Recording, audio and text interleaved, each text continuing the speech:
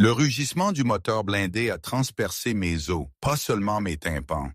C'était une vibration profonde, familière, celle que mon corps se souvenait même quand ma mémoire essayait de l'enterrer. Ça, c'était le son d'un transport lourd, et ça ne sentait pas bon. Un crack assourdissant a retenti derrière nous, le verre blindé de la fenêtre arrière cédant dans une toile d'araignée de fissures. On tirait. Mon sang a glacé, puis a bouilli. Je n'avais pas ressenti cette poussée d'adrénaline pure depuis des décennies. La voix de Pierre, l'amiral Sterling comme on l'appelait, ait percé le vacarme. « Marie, à terre !» Sa main forte m'a poussé vers mes genoux, mais je n'avais pas besoin d'être poussé. Mon corps avait déjà commencé le mouvement, un réflexe gravé au fer rouge. « Ça tire !» a hurlé Hayes, le jeune spécialiste en comms, sa voix étranglée par la tension. « Du gros calibre !» Mon esprit a fait un bond en arrière, dans un flash brutal, une image presque douloureuse de Julian Harrington. Ce petit tyran minable, si sûr de lui, qui vociférait des ordres à l'hôpital Saint-Augustin il y a, quelques heures. Où était-il hier? Le temps est devenu une mélasse depuis que cette foutue camionnette noire a débarqué. Harrington, avec son costume qui n'avait rien à faire dans un service d'urgence et sa coupe de cheveux prétentieuse, me regardait avec ce sourire moqueur, le même qu'il avait ce matin-là, ou la veille, ou peu importe le jour où ma vie tranquille s'était fissurée. Il disait « Vous n'êtes qu'une infirmière, juste une infirmière. » Cette phrase résonnait dans le vacarme des balles qui frappaient le blindage du SUV. Il n'avait aucune idée. Aucune. Ce jour-là, enfin, cette dernière journée avait commencé comme toutes les autres, avec la lumière blafarde du néon qui clignotait dans la salle de repos de l'hôpital Saint-Augustin à Marseille. 3 ans que je signalais ce foutu problème. 3 ans qu'il continuait de scintiller, rythmique, irritant, comme le compte à rebours de ma propre disparition. Murray O'Connell, Maggie, pour ceux qui se donnaient encore la peine de retenir mon prénom. Je tenais une tasse de thé Earl Grey tiède entre mes mains, mes vieilles mains parsemées de veines bleues et de taches de vieillesse, 71 ans de vie inscrites sur ma peau. Dehors, le chaos habituel des urgences, un murmure constant, le grincement des chaussures sur le linoléum, le bip régulier des moniteurs cardiaques, les annonces étouffées du système de sonorisation. Le 31 janvier, ma dernière garde. Aucun ballon de bonne retraite, aucune pâtisserie de supermarché avec un glaçage bleu joyeux. La plupart du personnel ne savait même pas que je partais. Le taux de rotation à Saint-Augustin était si élevé que j'étais devenu une partie du mobilier, invisible, solide, facile à ignorer par les jeunes internes ambitieux et les infirmières novices rivées à leurs iPads. Infirmière O'Connell, la voix, sèche, nasillarde, dégoulinante d'impatience. Julian Harrington, le nouveau chef de l'administration des soins infirmiers. 40 ans, une coiffure qui coûtait sans doute plus cher que mon loyer mensuel et un costume 3 pièces qui n'avait pas sa place dans un hôpital. Dr. Harrington, avais-je répondu, ma voix grave, éraillée par des années, a donné des ordres dans des endroits bien plus bruyants que celui-ci. Puis-je vous aider? Il avait tapé sa plume sur son bloc-notes. Vous êtes assise. On a un afflux de traumatisme dans le box 6. Il me faut ce lit libre et désinfecté. Le personnel d'entretien est débordé.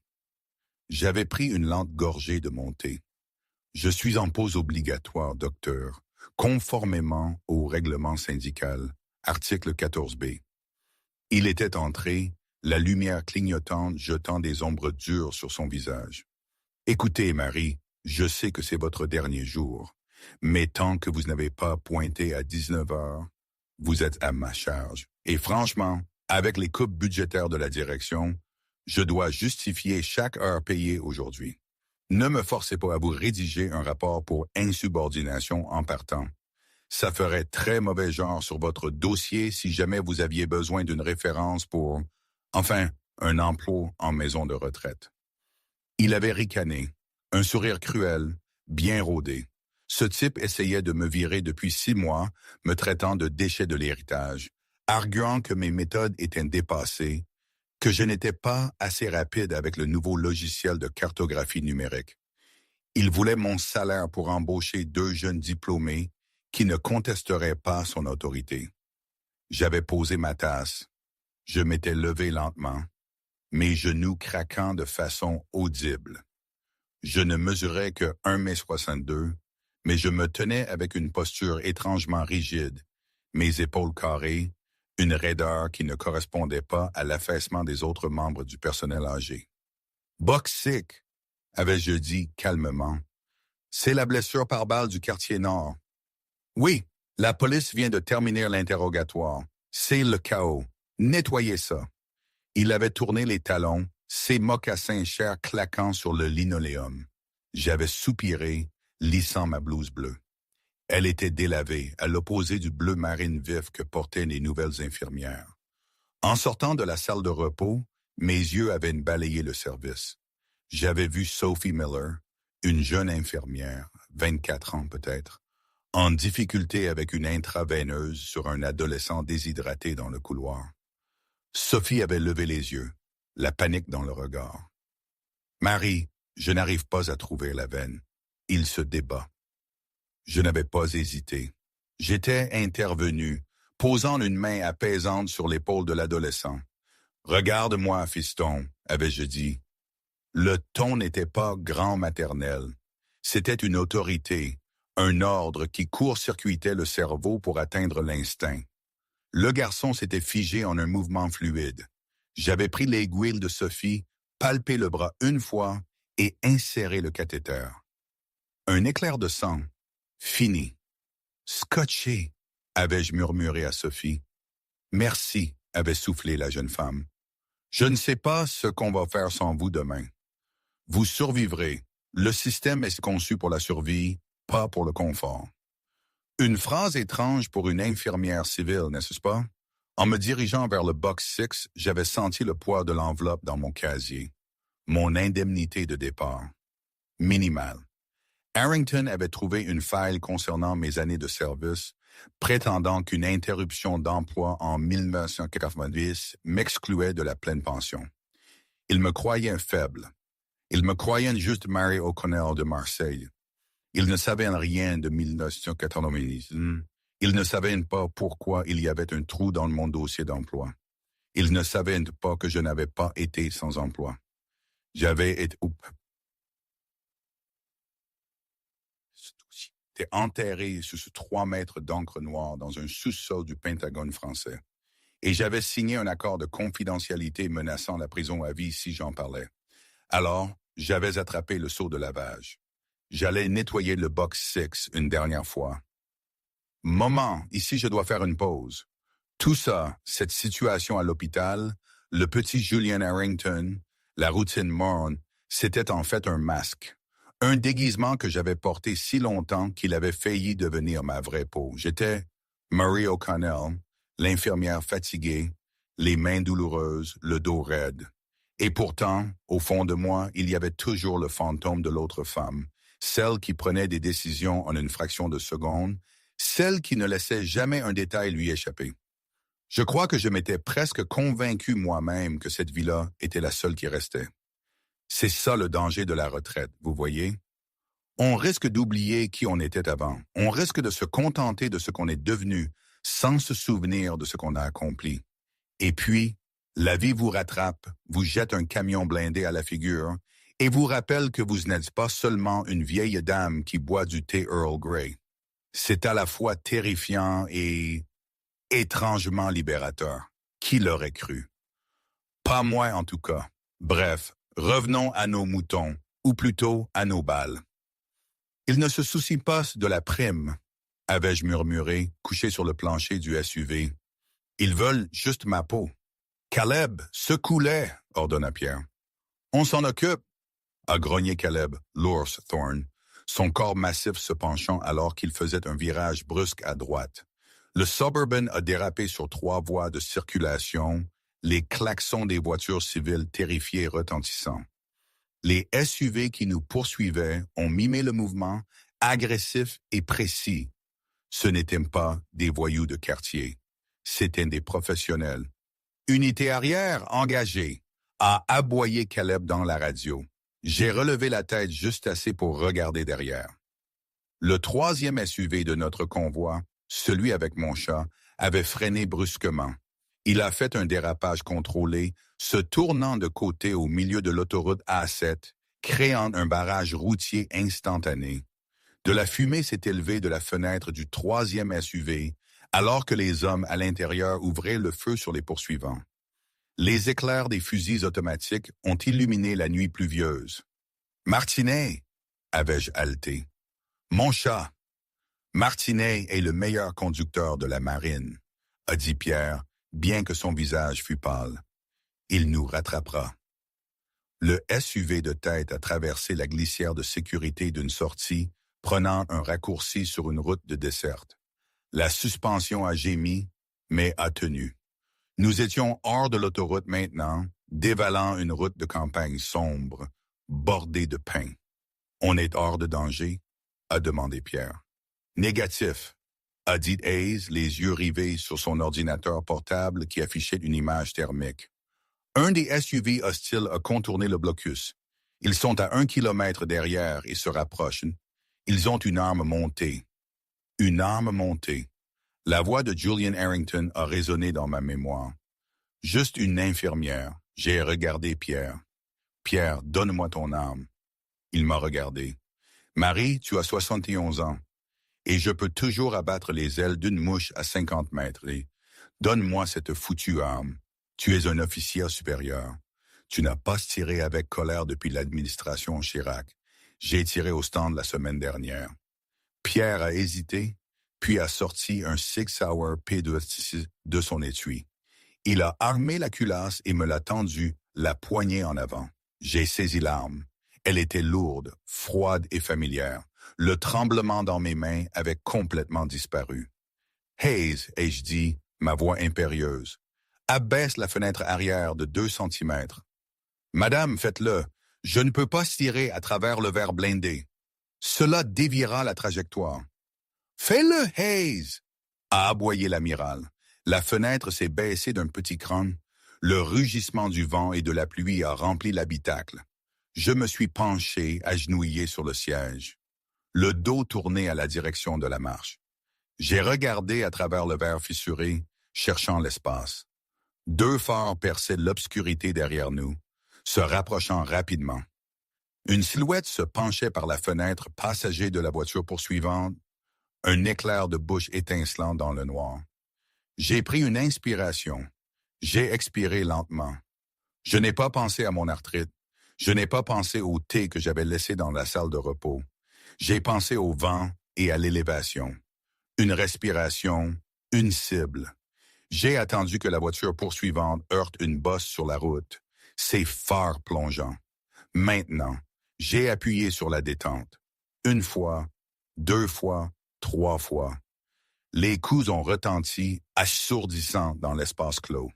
Derrière nous, le SUV poursuivant est dévié violemment. Le pneu avant a éclaté, déchiqueté par la balle à la pointe creuse. Le véhicule a tourné, s'est renversé sur le flanc et a glissé hors de la route dans un fossé, dans une gerbe d'étincelles. Cible neutralisée, ai-je dit, enclenchant la sécurité et me rasseyant, lissant ma blouse. Pierre me fixait. Hayes me fixait. Même Caleb me regardait dans le rétroviseur, les yeux écarquillés. « Vous avez touché le pneu ?» a demandé Hayes, stupéfait. Dans le noir, d'un véhicule en mouvement. Je visais le conducteur, me suis-je corrigé. J'ai tiré trop à gauche. Il faut que je fasse vérifier ma vue. J'ai rendu l'arme à Pierre. Nous devrions être tranquilles jusqu'à la planque maintenant, ai-je dit. Cet endroit a-t-il une bouilloire? Un thé me ferait vraiment du bien. Pierre a pris l'arme, l'a regardé, puis m'a regardé. Il a commencé à rire. C'était un rire tremblant, soulagé. « Oui, Marie, a-t-il dit, il y a une bouilloire, il y a tout ce que tu veux. » Je me souviens d'un autre rire il y a des années. C'était le rire de Sophie Miller, la jeune infirmière. Elle s'était tenue près des portes coulissantes des urgences, après que le convoi blindé ait bloqué toute l'entrée. Je l'avais vu, bouche bée, les yeux écarquillés alors que je prenais le bras de Pierre. Ce que j'avais ressenti comme la reprise d'une vie que j'avais crue morte, elle l'avait vu comme un spectacle, une scène de film. Pour elle, j'étais passé d'une vieille infirmière fatiguée à une sorte de figure légendaire, une héroïne improbable. Elle n'avait aucune idée de la terreur que je ressentais, de l'incertitude qui me rongeait. Elle ne voyait pas que mes mains tremblaient légèrement avant de prendre l'arme. Elle ne voyait que la force, le calme. C'est ça le problème avec les légendes, n'est-ce pas? Elles ne racontent jamais l'histoire complète, la version désordonnée et humaine. Mais pour elle, ce soir-là, Harrington effondré sur le trottoir sous la pluie, et moi partant avec ces hommes imposants, c'était le triomphe de la justice, je suppose. Un conte de fées à l'envers. La planque était profondément enfouie dans le massif central, camouflée en une ancienne station d'exploitation forestière désaffectée. Vue du ciel, elle ressemblait à un amas de hangars en tôle ondulés rouillés, envahis par la mousse. En dessous, c'était un bunker de commandement et de contrôle ultra-moderne, connu sous le nom de Ares. Le convoi a grondé dans une entrée de tunnel camouflé qui s'est refermée derrière nous avec un sifflement hydraulique. Au moment où les moteurs se sont coupés, le silence de la montagne a pris le dessus, lourd et absolu. Le SUV arrière est arrivé un instant plus tard, de la vapeur s'échappant de son radiateur. La portière côté conducteur s'est ouverte et l'officier marinier Martinez est sorti, tenant une cage en plastique. « J'ai l'actif », a annoncé Martinez, éternuant violemment. « Il est vrai. Il n'a pas aimé les manœuvres évasives. » Je suis sorti du véhicule de l'amiral, mes genoux me faisant mal. Je suis allé directement à Martinez et j'ai pris la cage. « Merci, Martinez. Vous êtes un homme bon. Je m'assurerai que vous ayez une dose supplémentaire de Benadryl. »« Bienvenue dans le monde des vivants, Rossignol, » a dit le maître principal Caleb Thorne, vérifiant la charge de son fusil en balayant la baie en béton du regard. Ou du moins, le monde des survivants. Nous sommes entrés dans le centre des opérations tactiques, CEOT. C'était une pièce d'acier brossée, de moniteurs lumineux et de cartes projetées sur des tables en verre. L'odeur ici était différente, de l'ozone et de l'air recyclé. L'amiral Pierre Sterling a grimacé en enlevant sa veste. J'ai remarqué la protection subtile qu'il tenait sur son côté gauche. « Vous êtes blessé », ai-je constaté. Juste une acchymose de la ceinture de sécurité quand on a frappé le fossé, a-t-il minimisé. « Asseyez-vous », ai-je ordonné, désignant une chaise à roulettes. Je n'ai pas attendu sa permission. J'ai palpé ses côtes avec des doigts experts. Côtes 4 et 5 sont contusionnées, peut-être des fractures capillaires. Respirez superficiellement. Je vous trouverai une poche de glace et un anti-inflammatoire une fois le périmètre sécurisé. J'ai un médecin dans l'équipe, Marie, a grommelé Pierre, bien qu'il se soit assis. C'est un médecin de combat. Il sait comment boucher les trous. Je sais comment vous maintenir opérationnel pendant les 48 prochaines heures. Il y a une différence. Pierre a souri. Mon Dieu, tu m'as manqué. L'ambiance dans la pièce a changé lorsque le lieutenant Hayes a branché son ordinateur portable sur le système principal. Les écrans sur le mur se sont animés, montrant des flux satellites et des images thermiques de la forêt environnante. Le périmètre est dégagé, a rapporté Hayes. Les capteurs sismiques sont au vert.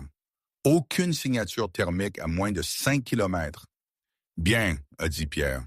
Mettez-moi une ligne sécurisée avec le Pentagone. Je veux savoir comment un dossier classifié sur une opération de 1986 se retrouve sur l'Internet public. Je me suis dirigé vers la machine à café dans le coin du côte. J'ai trouvé une boîte de sachets de thé générique. Ce n'était pas de l'Earl Grey. Mais ça ferait l'affaire. Pendant que je plongeais le sachet dans l'eau chaude, mon esprit s'est emballé. Quelque chose n'allait pas. L'embuscade sur l'autoroute. C'était trop rapide. Si le fichier avait été divulgué ce matin-là, le cartel aurait eu besoin de temps pour se mobiliser, pour trouver mon adresse, pour organiser une équipe d'assassins à Marseille. Pacific Logistics. C'était une façade de mercenaires haut de gamme. Ils ne se mobilisaient pas en quelques heures. Ils étaient prépositionnés. Hayes, ai-je dit, sans me retourner, extrayez les métadonnées de la fuite du fichier. Madame, l'erreur administrative, je veux voir le journal d'accès. Qui l'a téléchargé sur le serveur public? Hayes a tapé rapidement. Il provient d'un terminal en Virginie. L'ID utilisateur des archives du Pentagone correspond à un archiviste junior. On dirait qu'il a glissé-déposé le mauvais dossier. Trop maladroit, ai-je murmuré, zoomé sur l'horodatage. Téléchargé à 8 heures ce matin, a lu Hayes. Et quand la prime a-t-elle été activée? 8h15, 15 minutes. Mes yeux sont devenus froids. Il faut plus de 15 minutes pour vérifier une cible comme moi. J'ai été un fantôme pendant 30 ans. Pour confirmer mon identité, l'allié à Saint-Augustin et virer 5 millions de dollars sur un compte séquestre. Cela prend des jours. La pièce est devenue silencieuse. Les hommes ont arrêté de nettoyer leurs armes. Caleb Thorne a levé les yeux, son visage s'assombrissant. « Vous pensez que ce n'était pas une fuite? » a-t-il grommelé. « Je pense que c'était un déclencheur. » Ai-je dit. Les atouts étaient déjà en place. Les mercenaires étaient déjà à Marseille. Quelqu'un avait juste besoin d'une excuse pour allumer les lumières. Ils ne m'ont pas trouvé aujourd'hui. Ils m'ont trouvé il y a des semaines. « Mais qui? » a demandé Pierre. « Seules 5 personnes savaient que tu étais à Marseille. Moi, le ministre de la Défense, et les 3 hommes qui signaient tes chèques. »« Et la banque? » ai-je dit. « La paye de Saint-Augustin. »« Dr. Irvington? » a suggéré Hayes. « Non. » J'ai secoué la tête. Harrington est un petit tyran, pas un acteur mondial. Il ne saurait pas comment contacter le cartel Salazar. Soudain, les lumières du SAUT ont clignoté. Le faible bourdonnement du système de ventilation s'est éteint.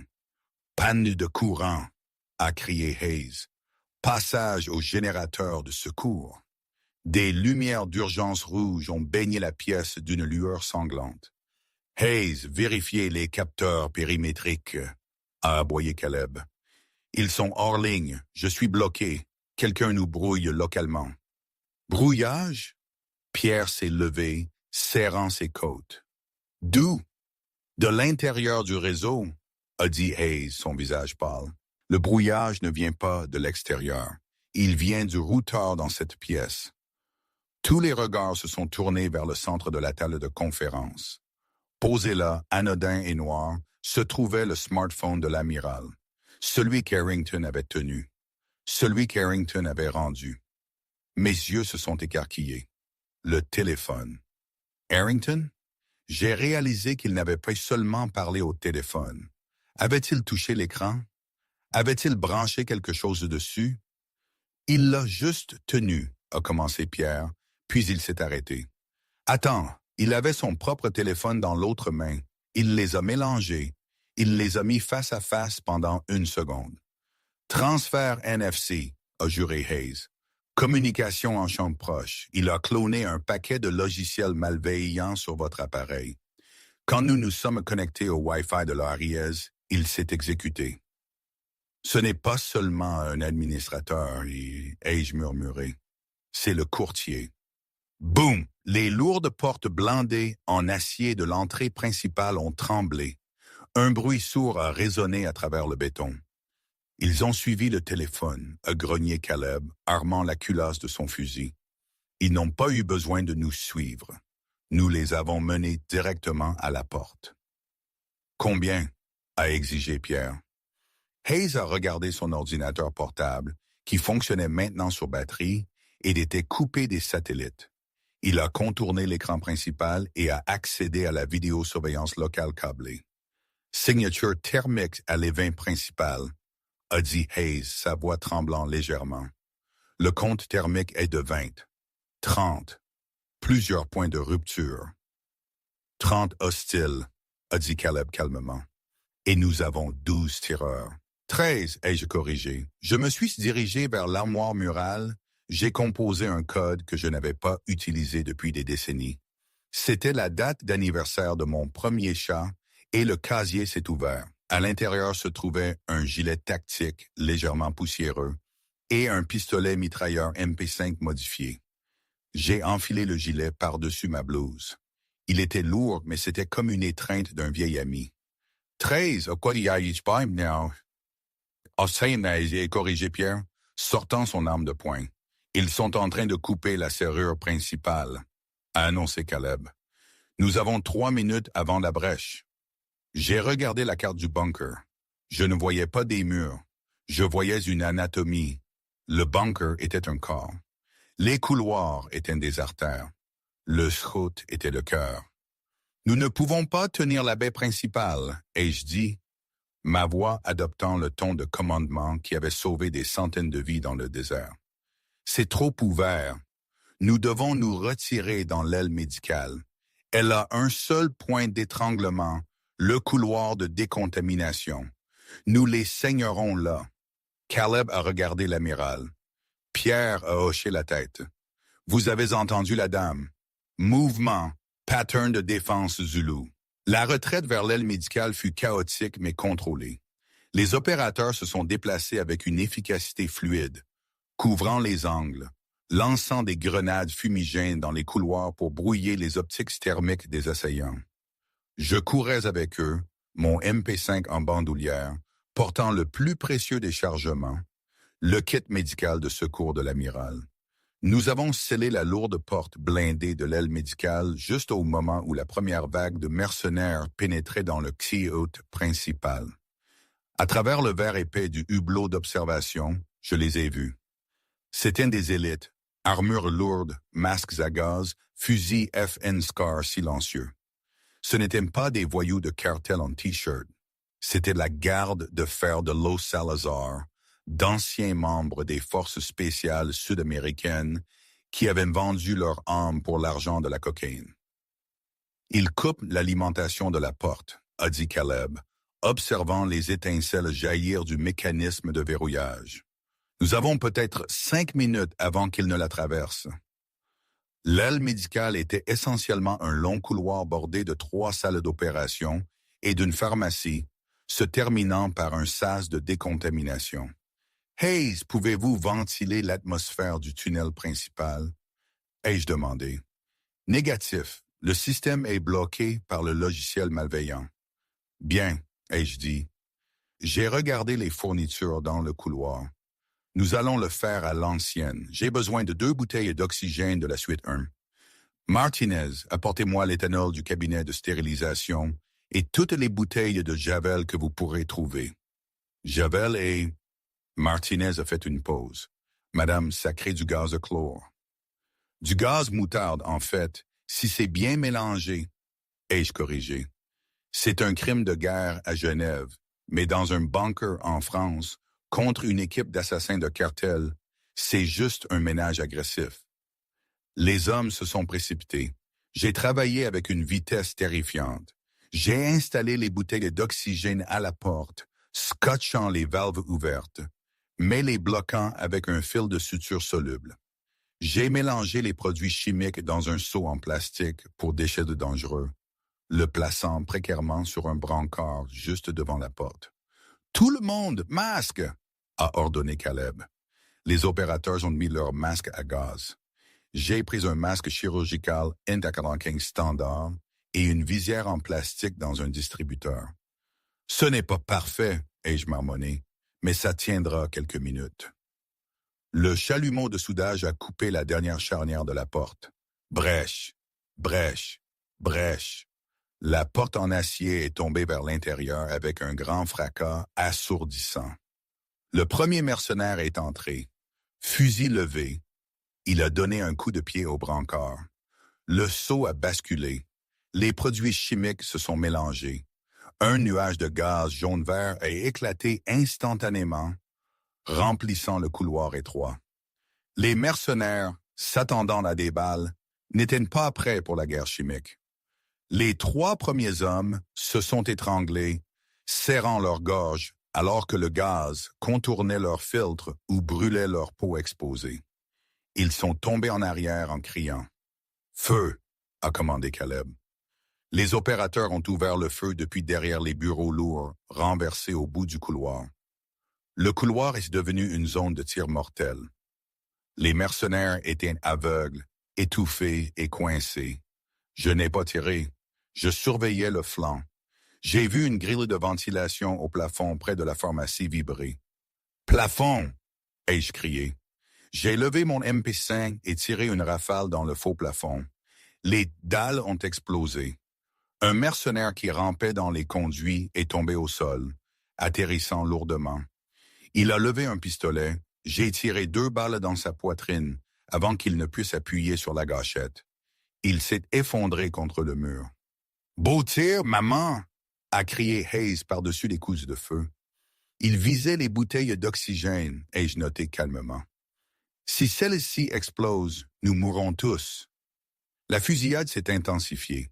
Le gaz se dissipait, aspiré par la ventilation d'urgence qui s'était enfin activée. Les mercenaires ont avancé sur les corps de leurs camarades. Ils étaient implacables. L'amiral Pierre Sterling tirait avec son pistolet, s'appuyant contre un mur. Soudain, une grenade a roulé dans la pièce. Une grenade assourdissante. « Flash !» a crié Caleb. Bang! Le monde est devenu blanc. Un sifflement aigu a rempli mes oreilles. J'ai cligné des yeux, des larmes coulant sur mon visage, essayant de retrouver ma vision. Quand ma vue est revenue, la scène était le chaos. 2 opérateurs étaient à terre. Caleb luttait au corps à corps avec un mercenaire massif qui avait chargé à travers la fumée. Je me suis précipité vers l'amiral. Il était affalé sur le sol, du sang s'accumulant autour de sa jambe. Un ricochet avait touché son artère fémorale. Non, juste le quadriceps. Beaucoup de sang, mais pas fatal si traité. J'ai déchiré un bandage compressif avec mes dents et je l'ai plaqué sur la plaie.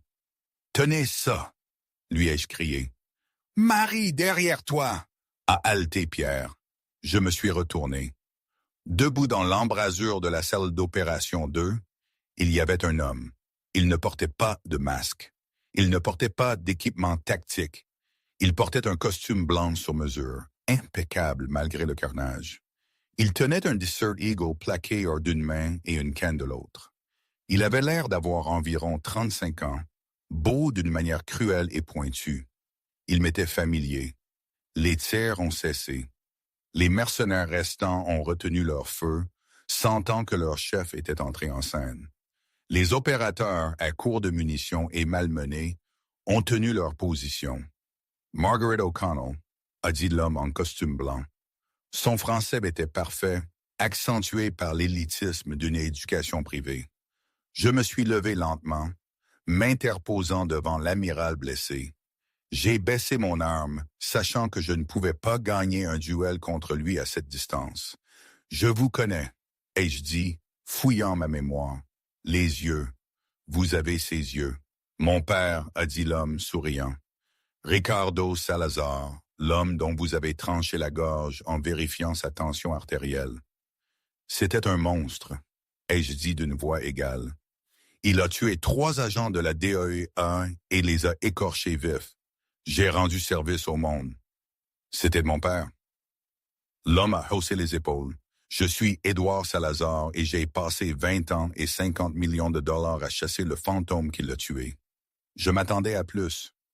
Vous n'êtes qu'une grand-mère et vous n'êtes qu'un enfant qui joue à se déguiser, ai-je rétorqué. Le sourire d'Édouard a tressailli. Tuez-les tous, sauf elle. Je la veux vivante. Les mercenaires ont levé leurs fusils. J'ai regardé Caleb. Il saignait d'une blessure au couteau au bras, mais il a hoché la tête. Il lui restait un chargeur. C'était la fin. « Attendez !» ai-je crié. Édouard a levé une main, déçu, comme c'est décevant. « Non », ai-je dit.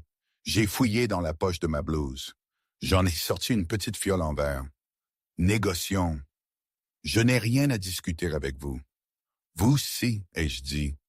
Parce que vous n'avez pas seulement hérité de l'empire de votre père, Édouard, vous avez hérité de sa maladie cardiaque, une cardiomyopathie hypertrophique.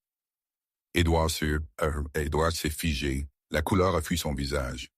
Comment savez-vous? J'étais son infirmière pendant 3 mois sous couverture, ai-je dit, avançant. Je connais les marqueurs génétiques de la famille. Je vois les hippocratismes digitaux de vos ongles. J'entends le léger sifflement quand vous respirez. Il vous reste 5 ans, peut-être 6, à moins que vous n'ayez une greffe. J'ai les meilleurs médecins du monde, a craché Édouard. Mais vous avez un groupe sanguin rare, ai-je rétorqué. Un B négatif avec un phénotype RH nul spécifique. Le sang doré. Il y a moins de 50 personnes dans le monde qui peuvent vous donner. Si vous me tuez, vous tuez la seule personne qui sait où se trouve la liste des donneurs. C'était un mensonge, un bluff, un mensonge magnifique et désespéré, tissé de détails médicaux et d'une audace pure. Édouard a hésité. Le pistolet s'est abaissé d'1 pouce. « Vous mentez », a-t-il murmuré. « Vraiment ?» J'ai souri. C'était le sourire d'un joueur de poker poussant tous ses jetons au milieu. Mon équipe a nettoyé les dossiers, mais je les mémorisés. Partez, Édouard. Partez et je vous donnerai le nom d'un donneur au Brésil. Tuez-nous et vous mourrez d'insuffisance cardiaque avant d'atteindre 40 ans. La pièce était silencieuse. Le destin de chacun dépendait de l'ego d'un prince de cartel et du bluff d'une infirmière à la retraite. Puis un son a percé la tension. Miaou. Barnabé, le chat tigré roux, s'était échappé de sa cage. Il a trottiné nonchalamment au milieu de l'impasse, s'est assis entre moi et Édouard et a commencé à lécher sa patte. Édouard a baissé les yeux sur le chat. Il m'a regardé. « Vous êtes folle, a-t-il dit. « Je suis infirmière, ai-je répondu. « C'est la même chose. » Édouard a de nouveau levé son arme. Je vais tenter ma chance. Il a appuyé sur la gâchette. Clic! L'arme n'a pas tiré. Édouard avait l'air confus. Il a armé la culasse. Clic! Je n'ai pas bronché. Vous avez raté quelque chose dans le dossier, Édouard. Je n'ai pas seulement nettoyé la salle d'opération en 1990. Quoi? J'ai échangé les percuteurs des armes de la garde personnelle de votre père. Les vieilles habitudes ont la vie dure. Bang! Un seul coup de feu a retenti. Pas d'Édouard. Du conduit de ventilation au-dessus de sa tête. Édouard Salazar est tombé, un trou dans l'épaule. Il a crié, laissant tomber le pistolet doré. Du conduit de plafond, une silhouette est tombée, atterrissant accroupie. Ce n'était pas un opérateur. C'était une femme vêtue d'un équipement furtif noir, tenant un pistolet silencieux. Elle s'est levée et m'a regardé. Elle avait les mêmes yeux, la même mâchoire. « Désolé d'être en retard, maman », a dit la femme. Le trafic sur la 7 était un « ma mâchoire est tombée ». Sarah. Le silence qui a suivi le coup de feu était lourd, brisé seulement par les gémissements d'Édouard Salazar, qui serrait son épaule brisée sur le sol. Je suis resté figé, fixant la femme en équipement tactique noir. Sarah O'Connell, ma fille, la fille que j'avais envoyée en pension en Suisse il y a 30 ans pour la protéger de cette vie exacte. La fille qui était censée être architecte à Bordeaux. Sarah, ai-je soufflé, ma voix se brisant pour la première fois cette nuit-là. Tu es architecte. Sarah a envoyé le pistolet d'Édouard de l'autre côté de la pièce, puis a rangé sa propre arme avec un mouvement si fluide qu'il reflétait ceux des opérateurs autour d'elle. Elle a retiré sa cagoule, révélant des cheveux blonds en bataille, et un visage qui était une copie plus jeune et plus dure du mien. Je n'ai pas été architecte depuis 2008. Maman, a dit Sarah, un sourire narquois sur ses lèvres. Je suis avec le DSEC, Sécurité diplomatique, activité spéciale. J'ai tourné la tête vers l'amiral Pierre Sterling, qui était appuyé contre le mur, saignant mais souriant. « Tu savais ?» l'ai-je accusé. « Qui penses-tu la recruter ?» Pierre a haussé les épaules, grimaçant. « Ça coule dans le sang, Marie. Tu ne pouvais pas l'arrêter. » Les mercenaires restants, voyant leur chef saigner et entouré d'une nouvelle vague d'opérateurs, ont laissé tomber leurs armes. Le maître principal Caleb Thorne et son équipe sont intervenus, attachant les poignets et sécurisant la pièce avec une efficacité professionnelle. J'ai regardé Edward. Le prince de Cartel me regardait avec haine et confusion. Le percuteur a haleté Edward, grimaçant de douleur. Vous l'avez vraiment changé. J'ai regardé le Desert Eagle doré sur le sol, puis de nouveau Edward. J'ai laissé échapper un court rire sec. Non, idiot, ai-je dit, je n'ai pas été près de votre arme. C'était un incident de tir par bourrage. Les Desert Eagles sont connus pour ça si on ne les tient pas fermement. Vous avez des poignets faibles. Je me suis penché. Mon visage à quelques centimètres du sien. Et la liste de donneurs de sang doré, je l'ai inventée aussi. J'avais juste besoin que vous hésitiez pendant 4 secondes pour que ma fille puisse avoir un tir net. Edward a crié de frustration alors que Caleb Thorne le soulevait. « Emmenez-le » a grogné Caleb. « Les oiseaux arrivent. Nous avons un Black Hawk à 5 minutes. » Alors que la pièce se vidait et que l'adrénaline commençait à chuter, j'ai ressenti le poids de mes 71 ans. Je me suis affalé sur l'une des chaises de bureau à roulettes. Barnabé, le chat, a sauté sur mes genoux, ronronnant bruyamment, complètement indifférent aux gaz chimiques et aux coupes de feu. Sarah s'est approchée et s'est agenouillée à côté de sa mère. Elle a pris ma main, la main qui avait tenu des scalpels, des balais et des MP5. « Je voulais te le dire », a murmuré Sarah. « Mais l'amiral a dit que tu devais croire que j'étais en sécurité. C'était la seule façon pour que tu restes à la retraite. » « Je n'ai jamais été à la retraite, » ai-je soupiré, caressant le chat. « J'attendais juste. » « Eh bien, » a dit Sarah, serrant ma main. « L'attente est terminée. Le cartel est fini. Édouard était la dernière tête de l'hydre. Nous avons son téléphone, son ordinateur portable et lui.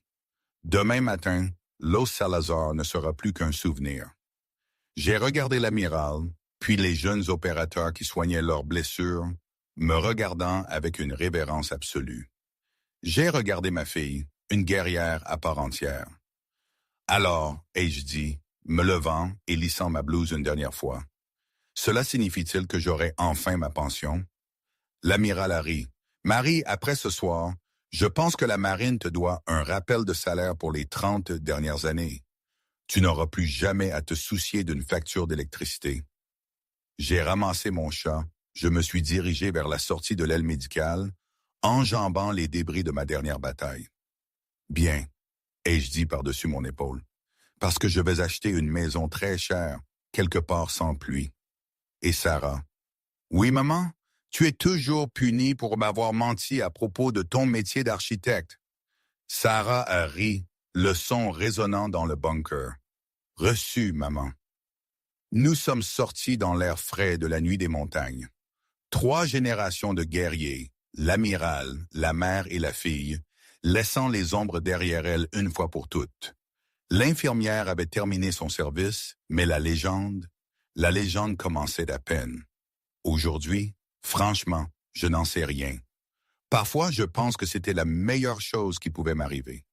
Retrouver cette partie de moi que j'avais mise de côté, voir Sarah devenir cette femme incroyable. Et d'autres fois, je me demande si j'ai fait le bon choix, si toute cette violence en valait la peine. Est-ce que le fait de protéger ma fille par le mensonge était juste? C'était compliqué. Ça l'est toujours. La vie est comme ça, n'est-ce pas? Rien n'est jamais vraiment terminé, ni parfaitement résolu. Mais c'est ma vie. Humvee.